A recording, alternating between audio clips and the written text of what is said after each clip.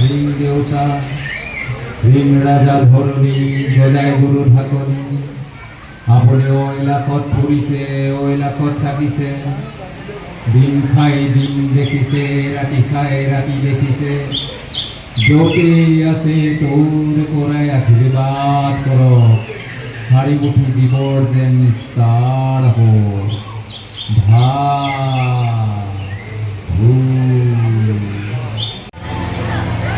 আমি মানৱ জাতিটোৱে জীয়াই থাকিবলৈ জীৱনত বহুত সংগ্ৰাম কৰিব লাগিব।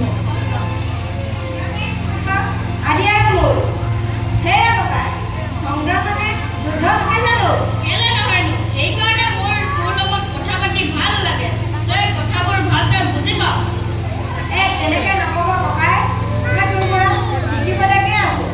বাৰু হ'ব দে, গোটেই জীৱনটোৱে এৰি দিব লাগিব। শিক্ষাৰ শেষ নাই।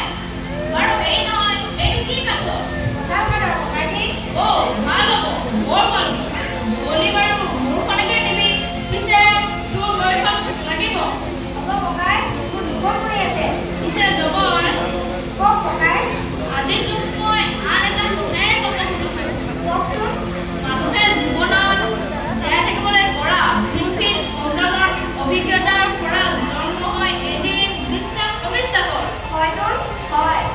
সেই বিশ্বাস অবিশ্বাসৰ পৰাই জন্ম হয় এদিন পৰম্পৰা ধৰ্ম ৰীতি নীতি লোকাচাৰ আৰু অনেক কিবা কিবি।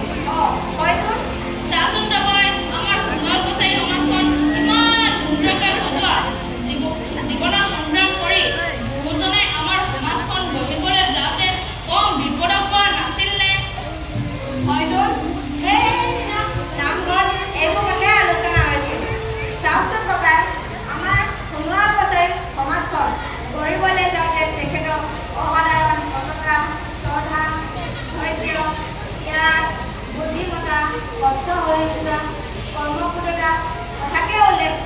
হ'ব